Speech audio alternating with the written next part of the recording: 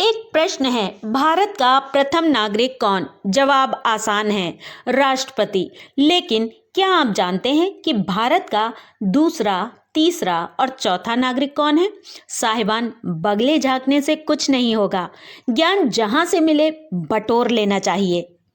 भारतीय गृह मंत्रालय के अनुसार दूसरे नंबर पर देश का उपराष्ट्रपति होता है और प्रधानमंत्री का नंबर तीसरा होता है।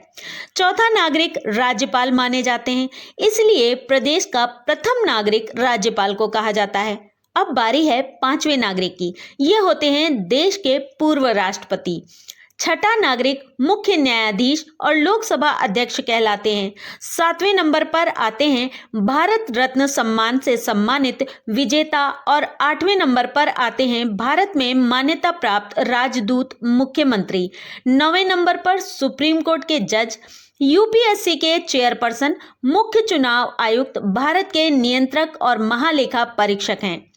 10वें नंबर पर आते हैं राज्यसभा के डिप्टी चेयरमैन, उप मुख्यमंत्री, लोकसभा के उपाध्यक्ष, योजना आयोग के सदस्य, वर्तमान में नीति आयोग और राज्यों के मंत्री, सुरक्षा से जुड़े मंत्रालयों के अधीन मंत्री। यह सूची 26 नंबर तक जाती है। अब हम बात करते हैं पहले आम भारतीय की। इसका जवाब देना बहुत मुश्किल है, लेकिन पहचान पत्र को यदि मानक बनाया जाए तो इस प्रश्न का जवाब दिया जा सकता है।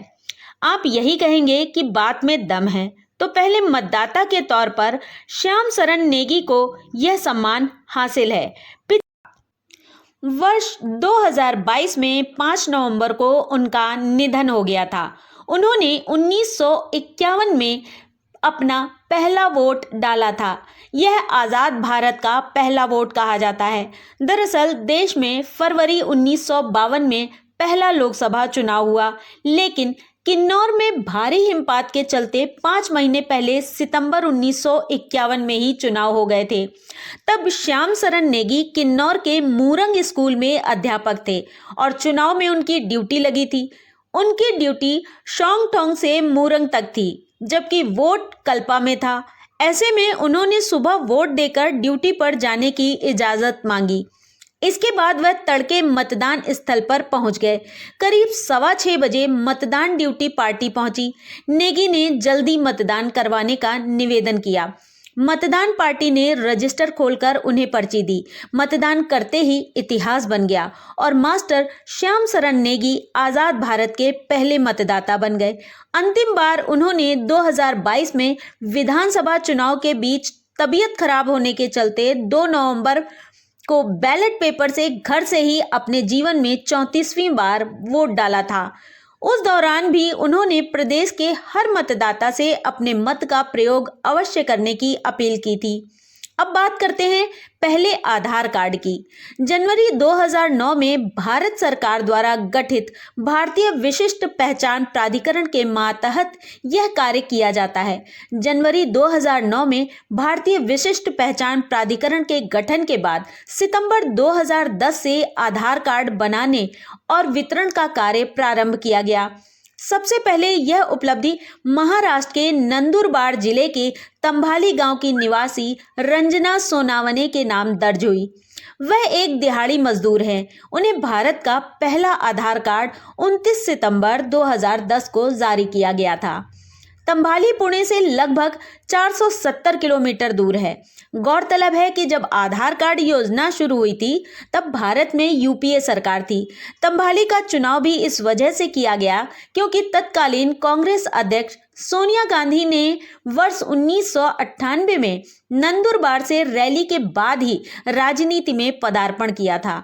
उन्होंने तत्कालीन प्रधानमंत्री मनमोहन सिंह की मौजूदगी में जब रंजना को पहला आधार कार्ड सौंपा तो यह गांव जबरदस्त चर्चा में आ गया था। रंजना ने भी सोचा कि उसका जीवन बदल जाएगा, लेकिन उसे पहचान तो मिली, लेकिन सिर्फ पहचान। उसने सोचा था कि आधार कार्ड से नौकरी मिलेगी, पर बाद में वह समझ गई कि यह एक महज पहचान पत्र है।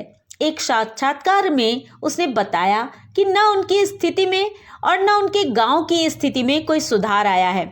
3 बच्चों की मां रंजना को आधार कार्ड मिलने के करीब 7 साल बाद गैस कनेक्शन मिला। इत्तेफाक की बात यह भी है कि उनके आधार कार्ड में 7 का अंक 3 बार आता है। अब ड्राइविंग लाइसेंस की बात करें।